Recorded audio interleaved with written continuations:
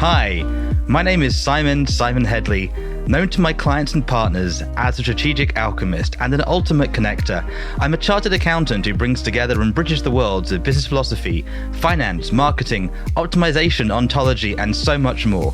Always focused on one thing, the simple idea that can make the difference to people and projects so we can tip the scales in their favor and get them complete. Pause, Stop, Reset is all about the three little words that can make the difference. They have for me and my clients, and I hope they will for you too. During the show, you'll get to learn about my guests' real-life experiences and the insights and lessons they've learned as they've navigated the resets in their personal and business lives, which you'll be able to leverage yourself. So let's start the show.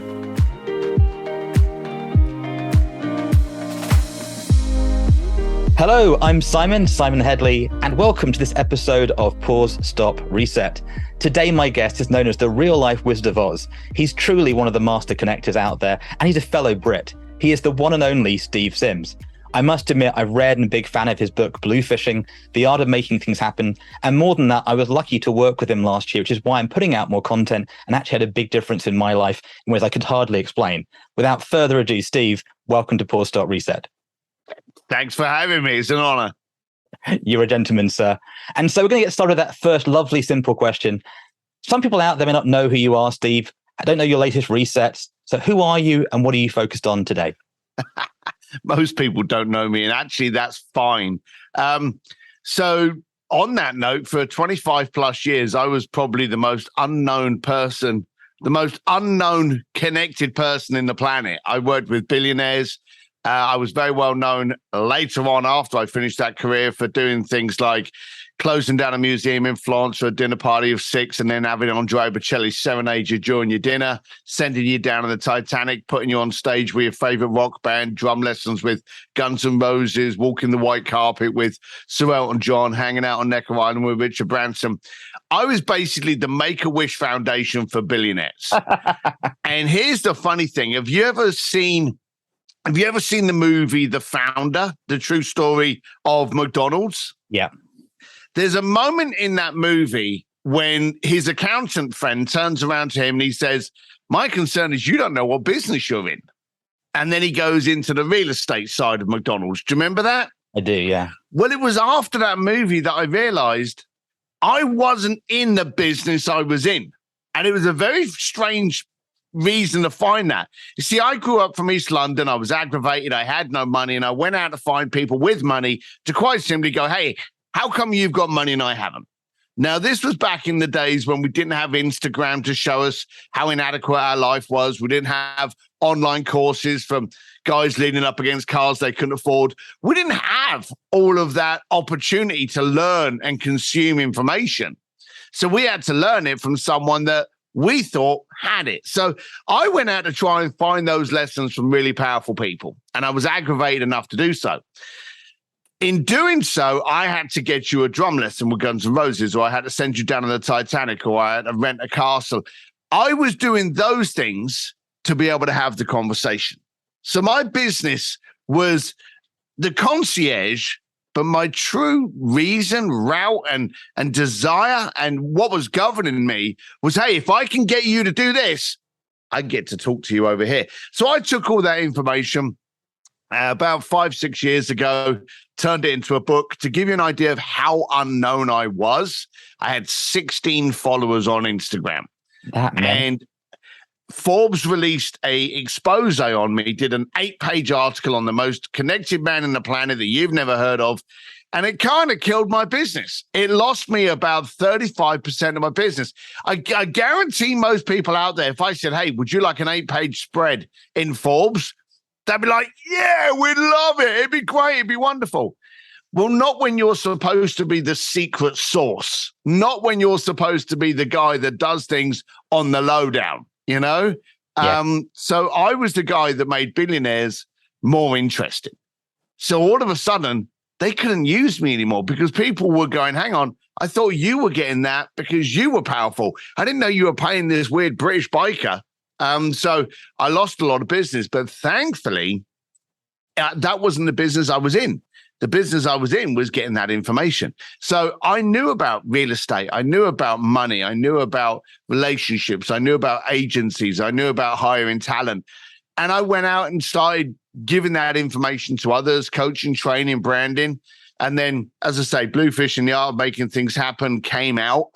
Wasn't supposed to be a bestseller, but it was in like about 8 different countries. And now I teach and train and coach, as you know. I throw events called speakeasies. And then now, how do I say this? Ludicrously. It's too early in the morning, so thanks, Simon. I got a second book coming out. And again, that came out because of aggravation. So that's where I am today. But I've always been that aggravated, curious kid. And if you want to be successful, tip of the day, write this down on your napkin. Stay a curious, aggravated kid. It'll get you further. So, Steve, the new book title for the listeners? Go for Stupid, The Art of Achieving Ridiculous Goals. And after your sip of coffee, aggravated. What does that mean when you say it? Because it's a word that can mean like being angry, but that's not, I think, what you mean. It's like a big frustration, right? Is that what it means? It's actually very different. It's actually very different. You know, when something bothers you, you do something about it. And here's the thing. You'll do something about something you're aggravated about, but you won't do something you hope for. So everyone sits and go, oh, I wish I was rich. Oh, I hope I win the lottery. Oh, I wish I make more friends. But if you're aggravated, you do something about it. And our mutual friend, Joe Polish, that weird dysfunctional fella, he's the guy that came up with the term, or revealed it to me first, that it's aggravated oysters that make pearls. Love that. And and so if you're, I did a speech last Saturday, and I said to everyone, and this was on a Saturday morning at 10 o'clock in the morning.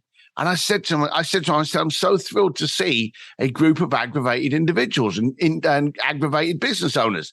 And they all looked at me and I went, hang on, you're not aggravated? Then why are you wasting your time on a Sunday morning with me? You're here because you're not good enough. You're not rich enough. You're not stable enough. You're not impactful enough. And you're aggravated enough to do something about it.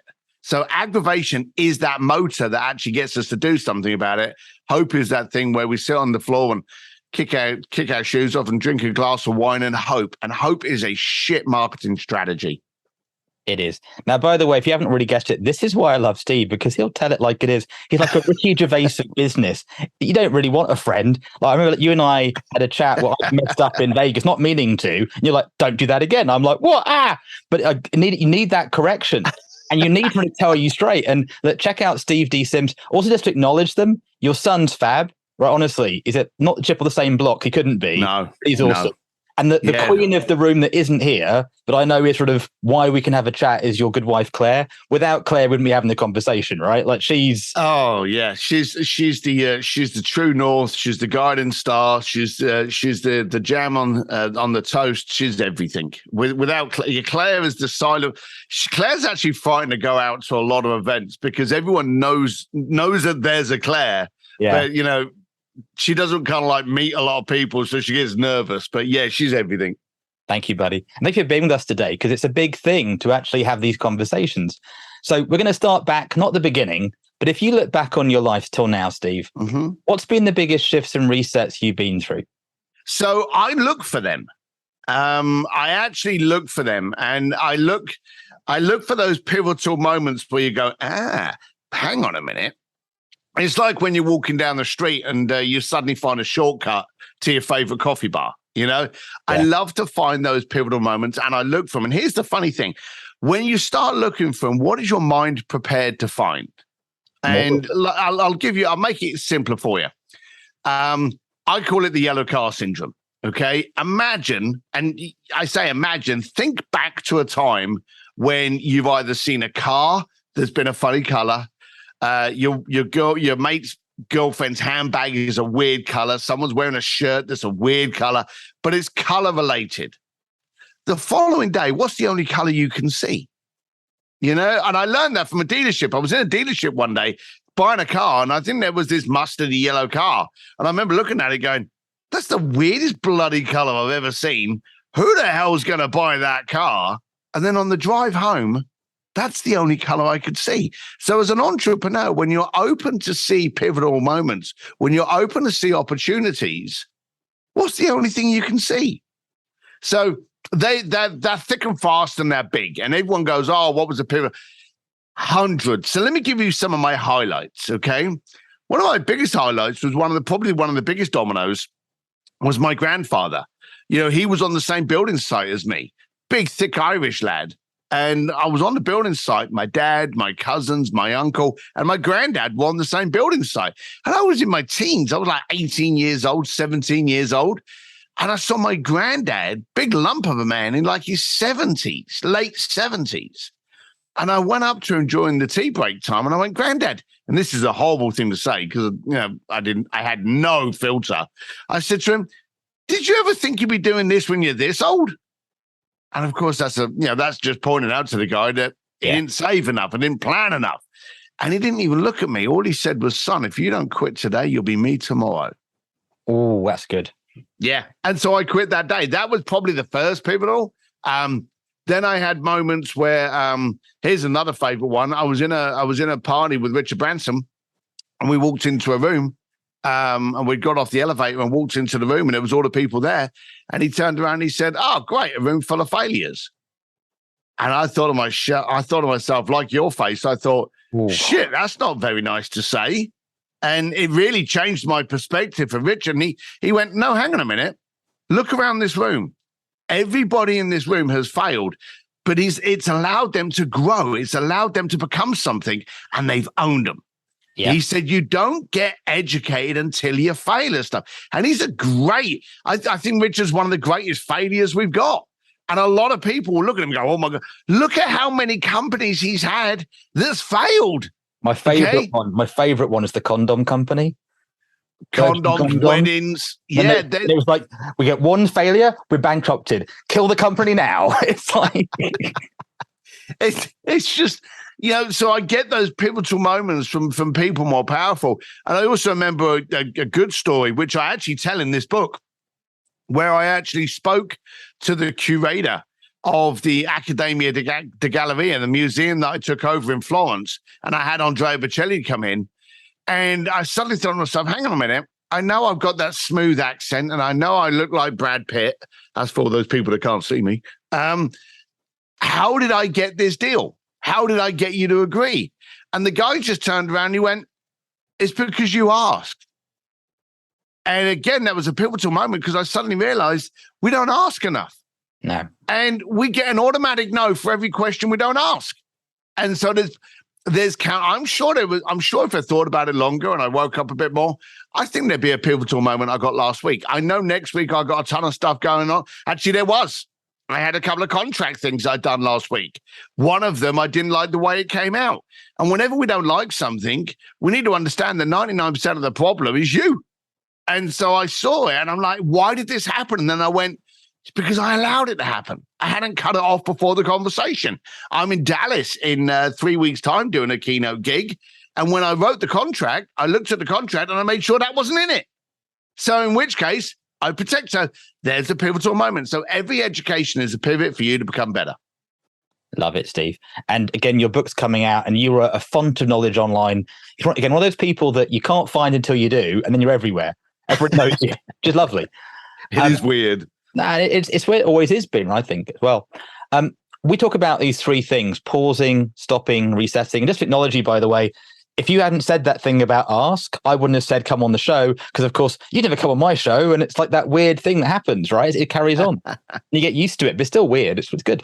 But of these three things of pausing, stopping, and resetting, which is like hardest for you, and why do you think that is? Like taking that day off, taking a proper pause, stopping something new, or doing these resets. Which do you find hardest, do you think? Well, the sad thing is that you think of all of those things as a negative. Okay, I'm pausing on my business. Oh, I'm resetting. I'm stopping. They're almost failure-esque. But as I've just told you, that's where the education is. I know that as I was younger and I was, if you can believe it, more bullish, I would get involved in things. Yeah, I know. I would get involved in things, and then I didn't take the power and the confidence to pause, stop, and reset. Now, one of the best resets that I ever had was COVID. because COVID gave us the chance to just turn around and go, okay, where am I? Am I where I wanted to be 5 years ago? And it's the ship in the ocean kind of thing, 3 degrees, and you're completely off a course. So in which case, COVID gave us that chance to be able to look at where we are and what we're doing and going, all right, let's reset. Hang on, that's not working. I paused companies, I stopped companies, and I reset what I was actually doing. COVID was absolutely beautiful. Now, 9 times out of 10, you won't, and here's the excuse. So I'll give all these people listening to it now the excuse that they can come up with later on. You won't pause, stop, and reset because, hey, my business is going too fast. My competition will take over me. You know, I'm competing all the time. I can't let my guard down. You know, COVID gave us that chance where no one could do anything. You know, everyone was at the same pace of stopped. It was a beautiful time to use it. Now, if you didn't use it, if you weren't smart enough during COVID to use that for the 3 things, and they're very powerful, what you're talking about now doesn't get spoken about enough. But one of the other biggest pivots I noticed was to really stop and smell the roses. I worked on a project in the Vatican, okay? Great project, lots of money. I was in a 5-star hotel for like 3.5 months. It was brilliant. You know, I had everyone. You're happy, Steve. I thought I was until I got home, and I was supposed to come home, and then that got delayed, and that got delayed, and that got delayed, and that got delayed. My family had stopped thinking I was coming home. Wow. Because it was getting delayed. So the money was absolutely fantastic. One day I walked through the door, and all my family seemed to be older. My wife's hair was longer. The dogs kind of looked at me weird. Did they recognize who I was? And I suddenly thought to myself, was this worth it? Yeah. You know, I can make money, but I can't make time. And so I realized then every time I get involved in anything, before I get involved in it, I actually pause. And I go, well, okay, what's going to happen at the other end of this project? What's going to happen during this project? What's going to be the crescendo of this project? And what's it going to do not only for me, but what's it going to do to me? So I actually stop and pause at the beginning of a project and then constantly go through it. And as I did with the book, as I do with training, as I do with coaching, I'll literally, and I have coaches for myself as well, where they will literally every month, 6 weeks, 3 months, will actually go, okay, you know, we were there and we wanted to be here. Where are we? Now that we're getting close to here, is this where we really want to be? And that's a powerful thing. You must, as we grew up, you know, how old are you? 44 now. Yeah. 44. So we're around the same generation. Do you remember when you were a kid and you wanted to be a millionaire? Yeah. You remember? It was only Fools and Horses. That was my role model, unfortunately. There you go. Yeah. Great. Yeah. Del Boy. You know, and I still love that. The bar scene where he falls through the counter, still one of the classics. I love it. But joking aside, that's what people thought entrepreneurs were. Yeah. Okay. And I wanted to be a millionaire. And I worked hard, and I gave up seeing friends, and I ruined relationships, and I burned bridges to get to a millionaire, only to realize I still had no money. You see, the thing about today is you become a millionaire today.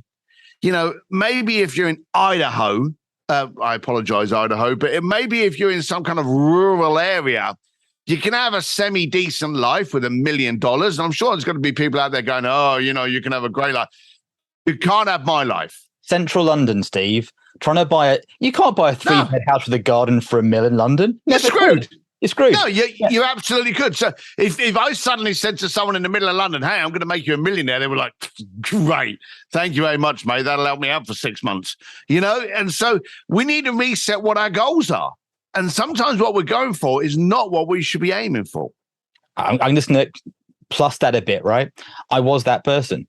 I come from no money up north, got the posh voice after dad died, mum remarried and stuff. And literally I killed myself for 20 years, chartered accountant, banking, 10 years. And you look and go, well, I've got the house and the flat in London, got the job and the accountancy. Where's the friends and family? All that uni stuff of working in bars and traveling, never did that. And you turn around and go, it's been like 6 years since I've seen you, mate. What happened? Well, you went to Hong Kong and you got busy with work and it takes on. It's crazy. I think you may have already answered my sort of next question in what you've been saying. And you're so spot on about this. resetting your goals. And to be blunt, you and I, different world, but same world. We didn't know about Necker Island. Didn't know about, your friend Roland that sort of just buys a company for nothing and trillionaire. It's like, you can't do that. You've got to go work for £10 an hour. That's my first job, Steve. In the toilets, in the club, clean them out for £3.50 an hour in little brown pay packets, right? That isn't how you get to millionaire and Richard Branson status, cleaning the loo by hand. But it is how you become who we are, right? Just the fun bit. But I'm just curious, what's the lesson you most wish you could have given that younger Steve when you were like, I don't know, 10, 15 years old? If you could send it back in time, quantum leap style, what's that like? Just know this one thing, Steve. Actually, I've had that question a lot. So I've got my answer, and I already knew my answer before I ever got the first time I asked that. I wouldn't even speak to them. Yeah. Okay. I'd giggle as they walked around thinking that they were the toughest guy in the pub and getting on a shitty ass motorcycle. Yeah. I'd watch and I'd laugh, and I may even get into a fight with him because he was pretty much of a dick.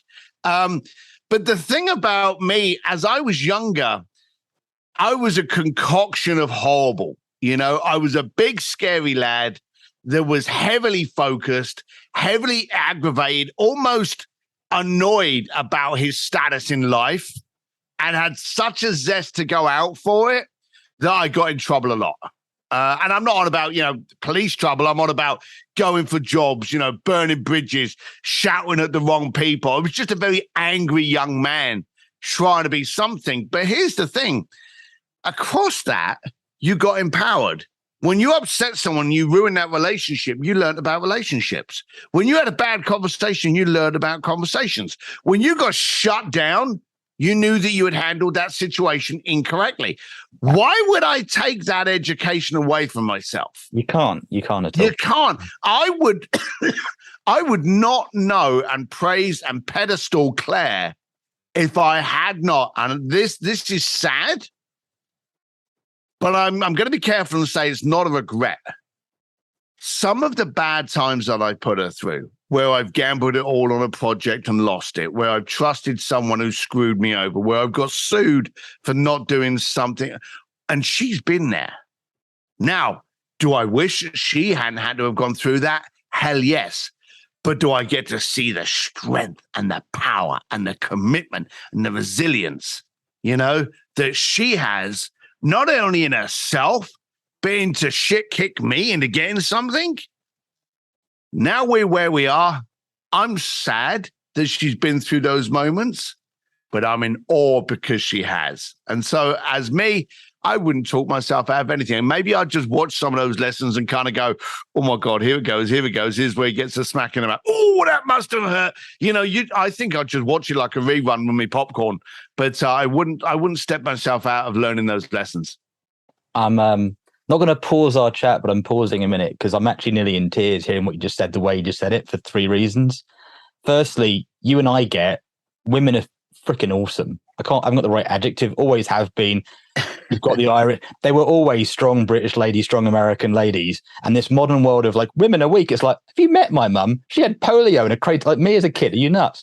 Secondarily, that thing you said about you couldn't change us, but they went through it and it wasn't not fair, but like, just yeah, like what you said, very similar. I've got some regrets too still. And it happened even last week. And that's the problem, is it happens even when you don't want it to sometimes, right? But you do learn in the process, you do the best you can. And that's the thing. We are ever evolving. We're not perfect. If we were, there'd be a handbook at birth.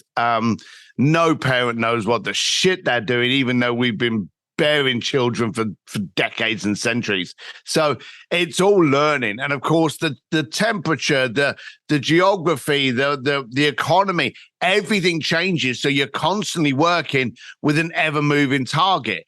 You've just got to know that whatever you go through, you get the most education you can out of it. As an entrepreneur, you know this and I know this, the first time you try anything is going to be shit.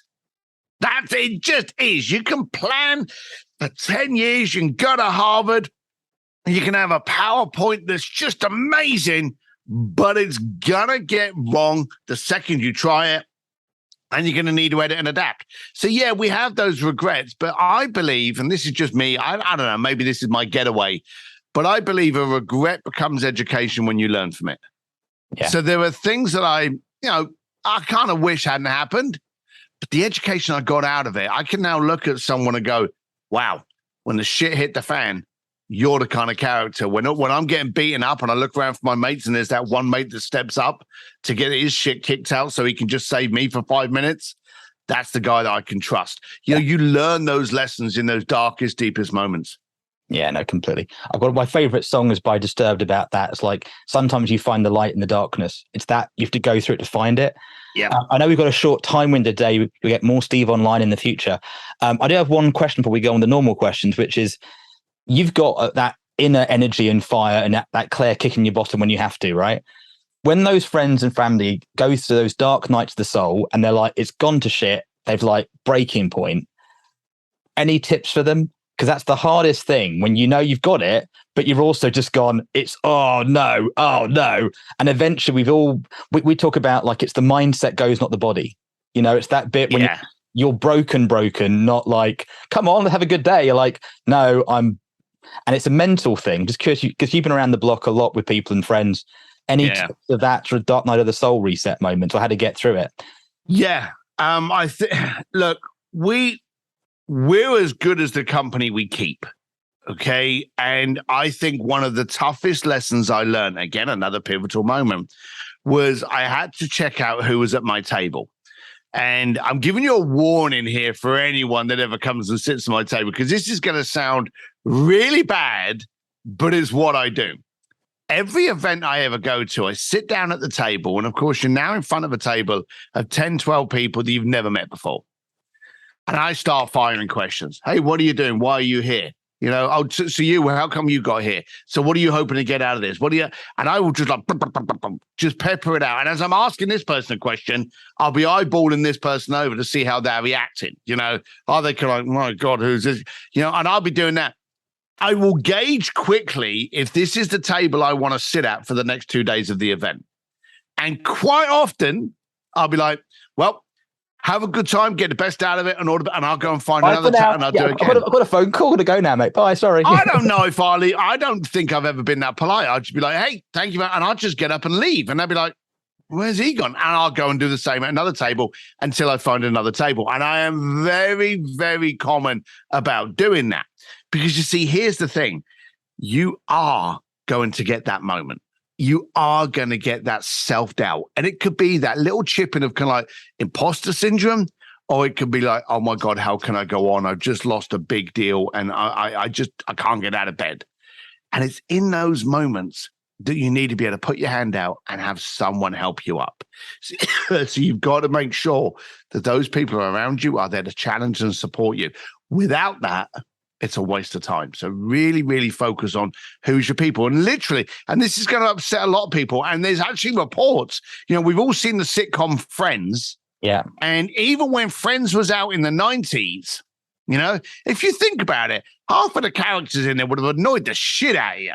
Okay. Yeah. And probably wouldn't have been friends. But as a picture, you know, romantic program, it was like, oh, there's the hot one, there's the crazy one, there's the mothering like my one. fantasy. It was like, if I could get the Manhattan thing and have friends with Joey and Rachel, I'd be fab. Yeah. But yeah, it would absolutely. But Joey was taking money off you all the time, and Phoebe was a nutcase on the street. You know, even at that time, there were reports going, hey, in today's world, in New York, you know, maybe you've got 3 friends, but 5, wow. Normally, we don't have that many. Today, we don't have that many. I would probably go as far as to say that I could fill Wembley with pals and buddies. Yeah, acquaintance. But friends, yeah. But friends, those that, hey, I got a problem. And they're like, I'll be there in 10, maybe 5. And it's not until the shit hits the fan that you actually find out that those friends that you 100%. Thought were friends, counted as friends, weren't your friends. And then you're like, oh. And I can't do the detail. I'll tell you offline. I had one of those about 5 weeks ago.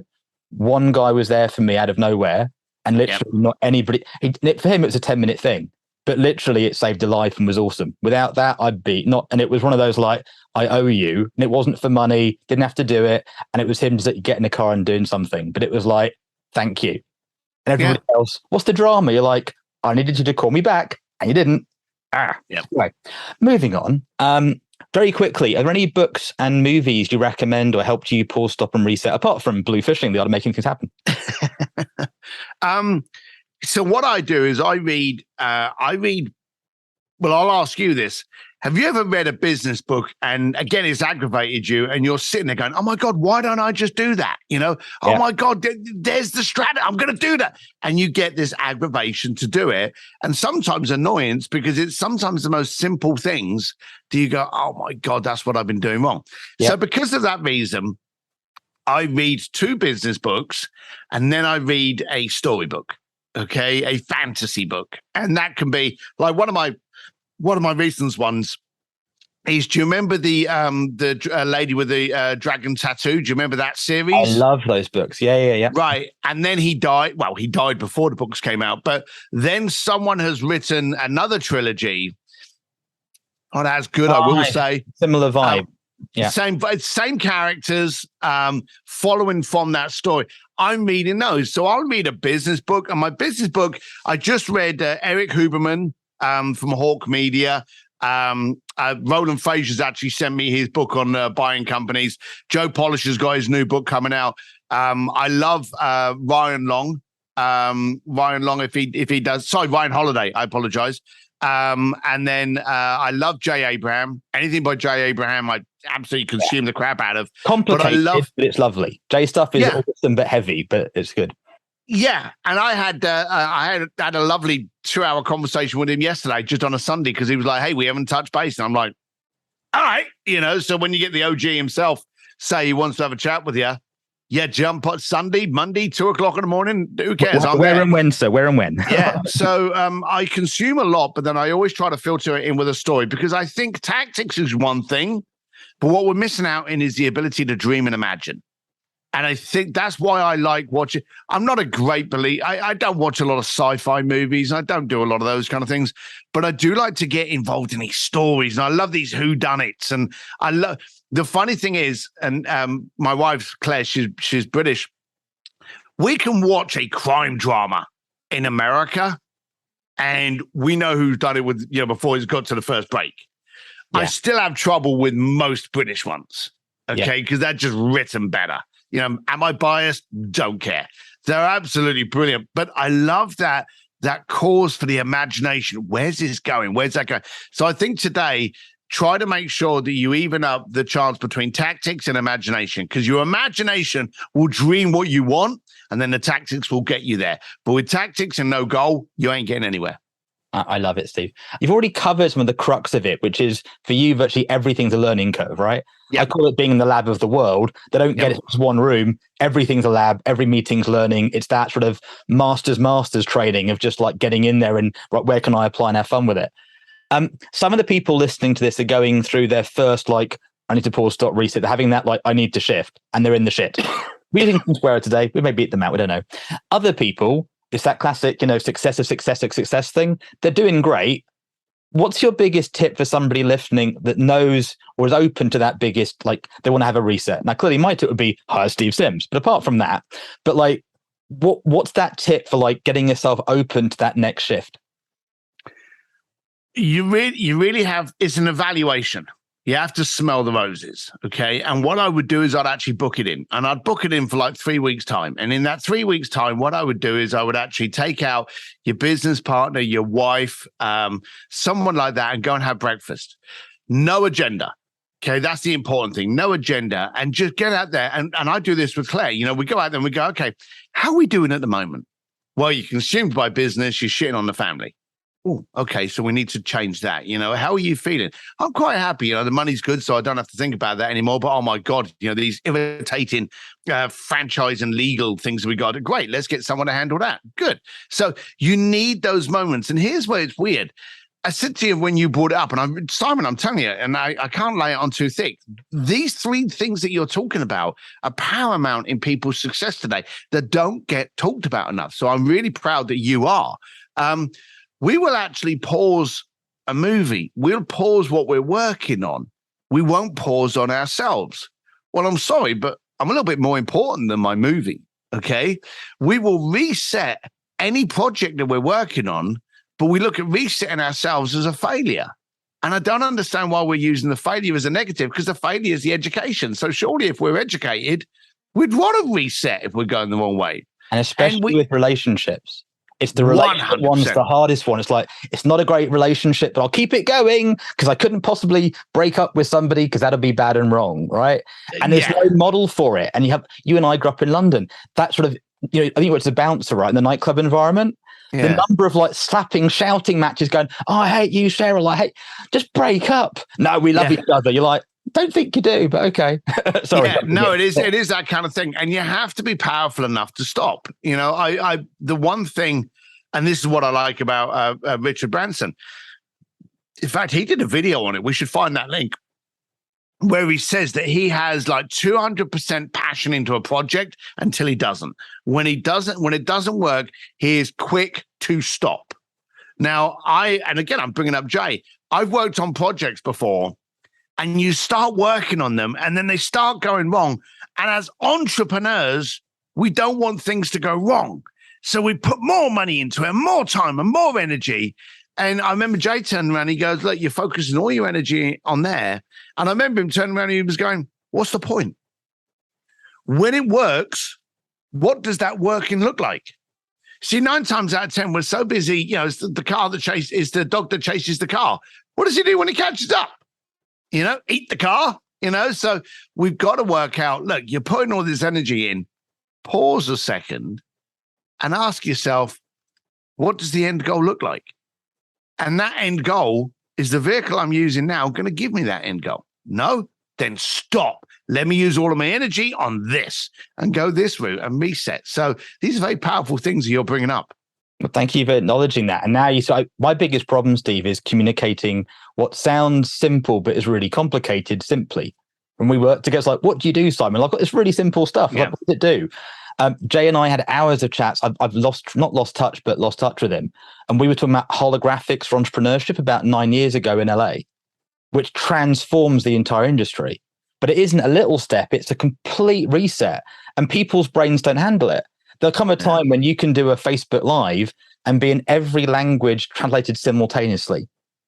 And people aren't ready for it. They just jibber jabber all the time and go, I like TikTok. It's like, that's great, but what are you actually saying?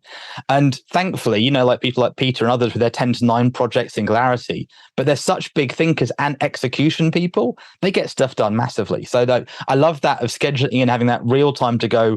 Yeah, but hang on a minute. Go on. Peter does. Peter gets massive jaw-dropping ideas and turns them into reality. Yeah. But he also fails at a tremendous amount.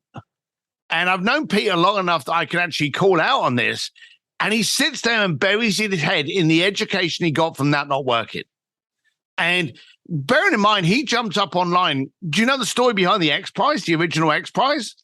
I know my version of it, but I wasn't there. He put the X Prize up there, which was a $10 million fund that he didn't have, for you to do a reusable space rocket, a space vessel that will go up, orbit, come down, refuel, and go back up again. A reusable space rocket, okay?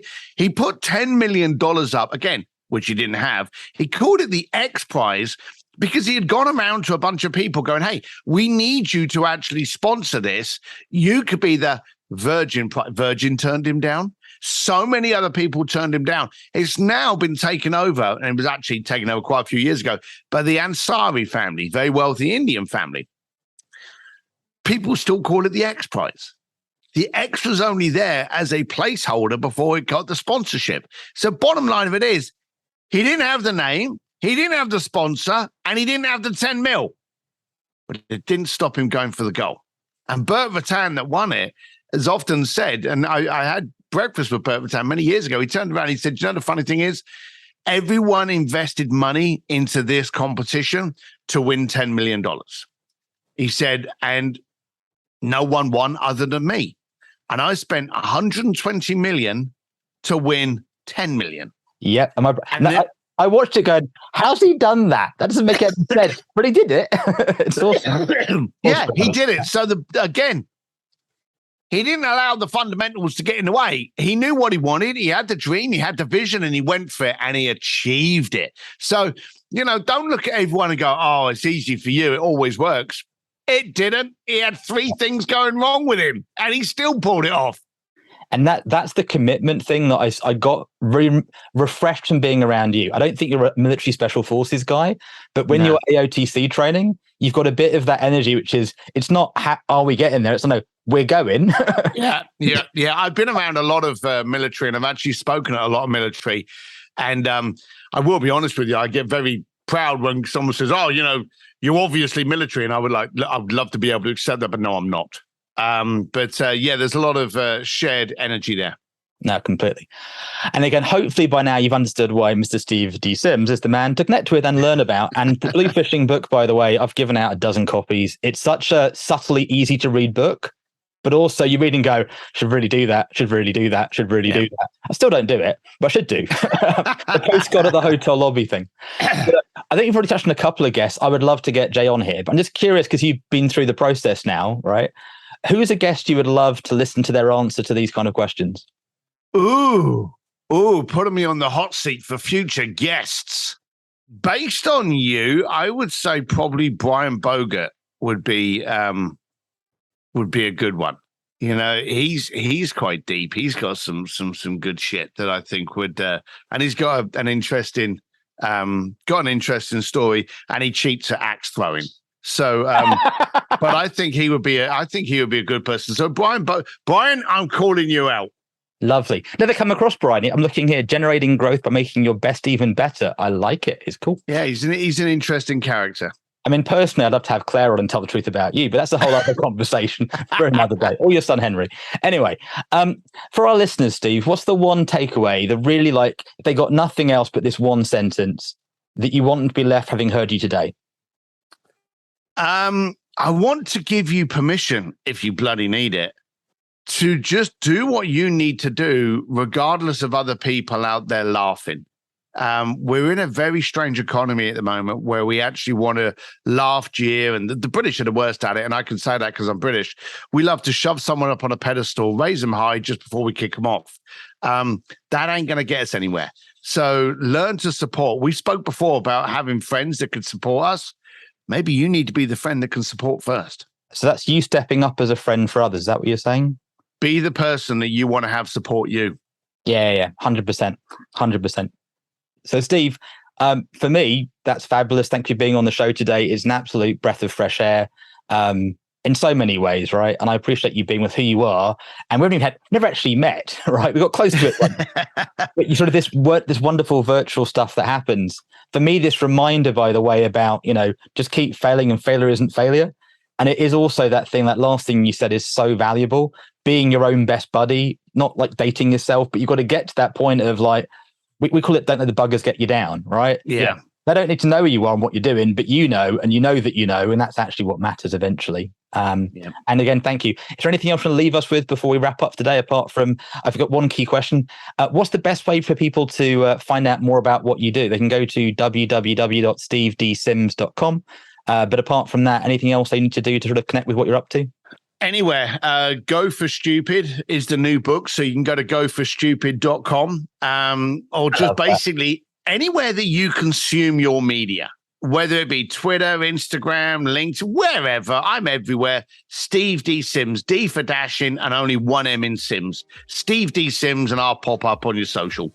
So thanks again to you being today on Pause.Reset. We're going to Pause.Reset. Get to maximum value, go to the store, go to Apple Store, give it 5 stars, subscribe, but more importantly, do something. Try and listen today. It's the doing that makes a difference. Steve, you're a rock star. We love you, and we'll see you guys next time. Bye for now. Once again, I'm Simon Hedley. Thank you for listening to this episode of Pause Stop Reset, which is brought to you by the team at simonx.com and published by thesimpleidea.com. So you get maximum value, and to access all the bonuses and gifts, make sure to head to pause.reset.com, register and explore the portal. And if you're looking for great people, check out onesmartnetwork.com. If you've enjoyed the show, do give us a positive review, subscribe, and share this episode with friends. I can't wait to share our next episode with you. Till then, remember you can always choose to pause, stop, reset.